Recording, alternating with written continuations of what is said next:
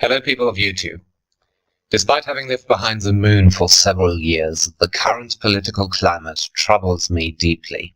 It seems we are in a state of increasing despair.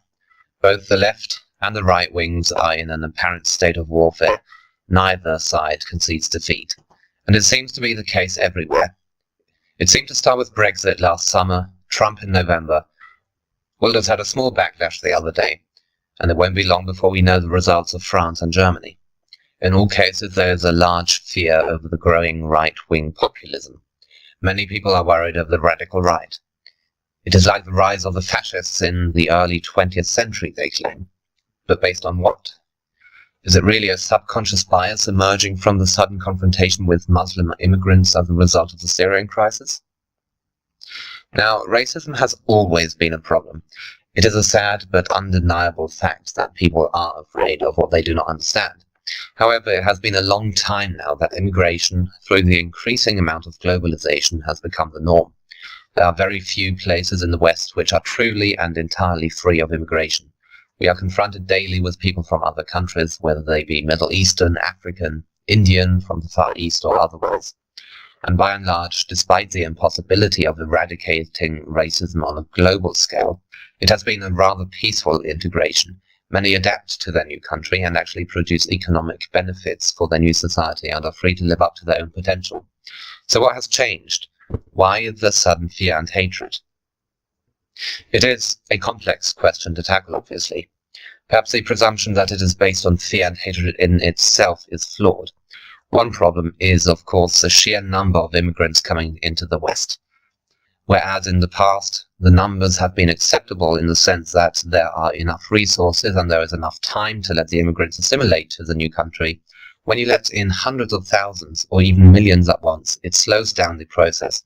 The immigrants are moved into temporary camps, living quasi-isolation in parallel societies, do not receive any education in the language or culture, and are just assumed to live peacefully side by side without any knowledge of the differences.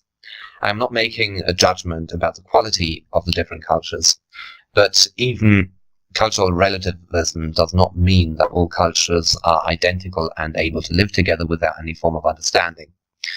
For this reason, it isn't really surprising that there is an increasing amount of problems in the countries which have taken in the largest amounts of refugees.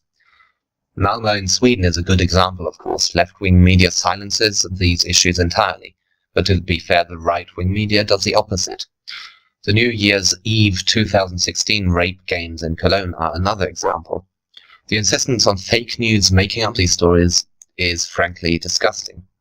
Obviously, it is dangerous to overstate these issues, but ignoring them completely, as has been the case so much in the past years, is even worse. Is it really surprising most people are losing trust in the mainstream media when they fail to be honest with their viewers? When they fail to discuss issues which so many people are deeply concerned about? It is a well-known fact in psychology that to repress memories and emotions has catastrophic effects. If one never deals with a painful memory, if one pushes anger or sadness into the back of one's brain, it grows in the subconscious mind and eventually it will be released in an unprecedented fashion. Everything comes crumbling down, and the state, society, functions in a very similar way. Jordan Peterson in his lecture series confirms the same thing. If you silence problems, by necessity you allow them to grow underground.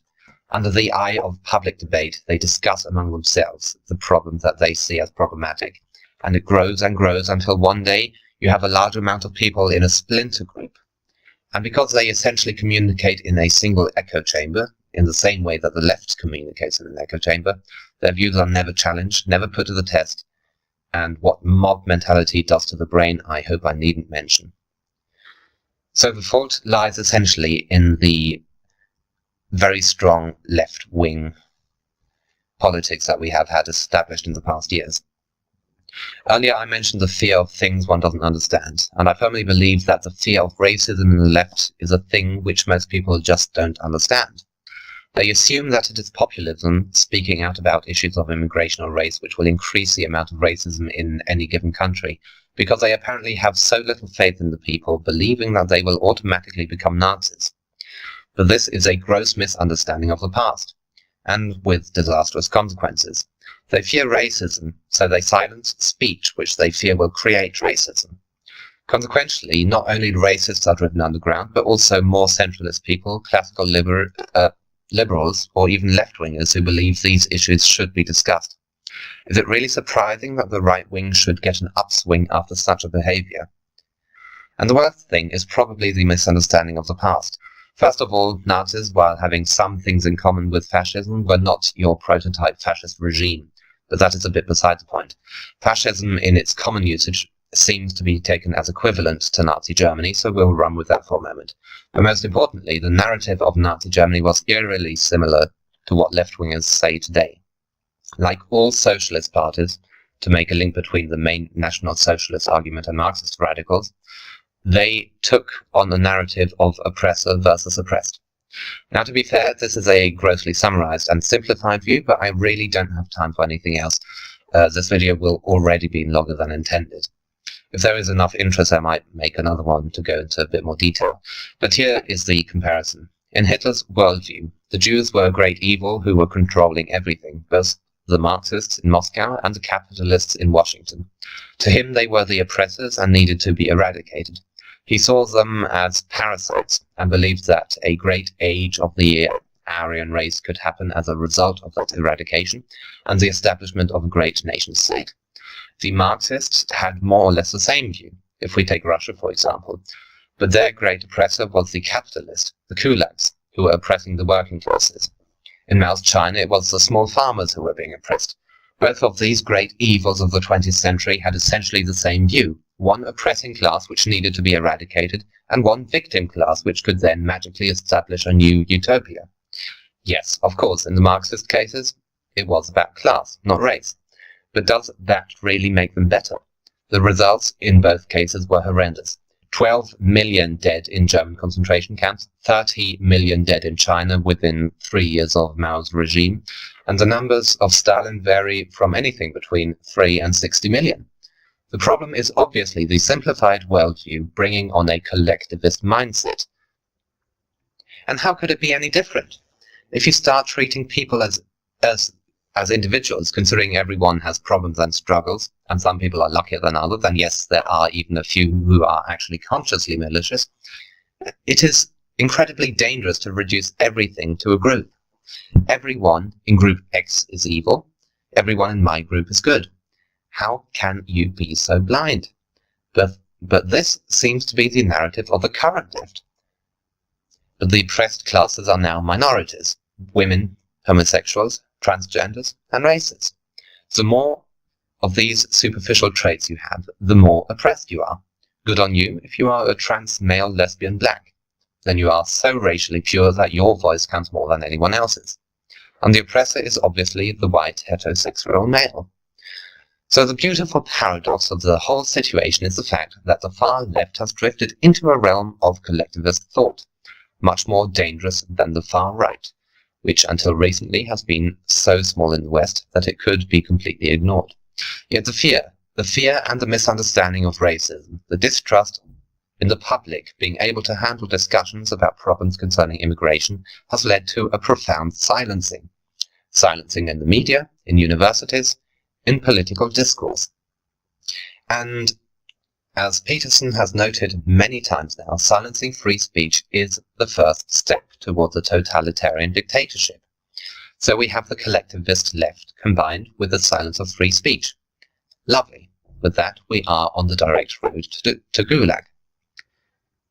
But the right will also not die. I haven't provided a clear analysis of the rise of the right in more recent times, but I have indicated it. Being pushed underground, forced into far-right circles, if you didn't buy into the left narrative, that is. But it is still more silent and still than the left at the moment, so it is difficult to tell how large they are and how great the impact will be once they are pushed so far that they will actually strike out. Interestingly, with the Trump election, the left has emerged as being initially more violent, and I do wonder when the right will emerge, if it will emerge. In either case, I am worried what might come after that.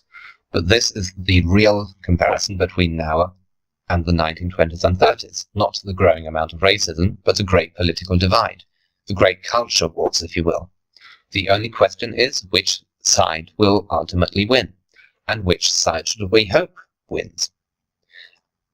As I think I have stated quite clearly, preferably neither of them.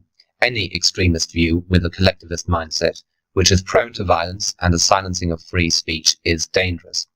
It would be more desirable if people would wake up, especially the left, in the assumption that the far right is still a lot smaller. What we need is a dialogue between both sides, tackling problems, dealing with the issues that concern everyone. We need free speech above everything, in other words. Otherwise, we are going to end up in a catastrophe either way. Only through free speech can the general public see all arguments, hear the discussion, and expose the stupid arguments for what they are, which happens to be both sides of the collectivist worldview. I've tackled quite a few issues in this video and left much more unanswered or simplified, but the topic is incredibly complicated and I cannot offer concrete solutions. The only thing I can hope for, the only thing I can do, is calmly and politely ask the viewer to listen to one another. Engage in the wider critical debate. Only if more voices are heard, only if more people speak up, will we be able to undermine the oppressive censorship from the left. And only if we do that can we hope to tackle the important issues that are currently on everyone's mind. And only by doing that can we avoid a sudden radical right-wing backlash and a sudden left-wing overtake. Anyway, that's all I wish to get off my chest. I do apologize for this unreferenced mess of a video. If you have any concerns, questions, or critique, please leave a comment. If you have any requests for further videos, you can also leave a comment, of course. And if there are enough requests, I might make another video and hopefully clarify a few things that I mentioned here just very briefly. But for now, take care, good luck, and try to do the right thing. Speak up, speak the truth, and do be brave.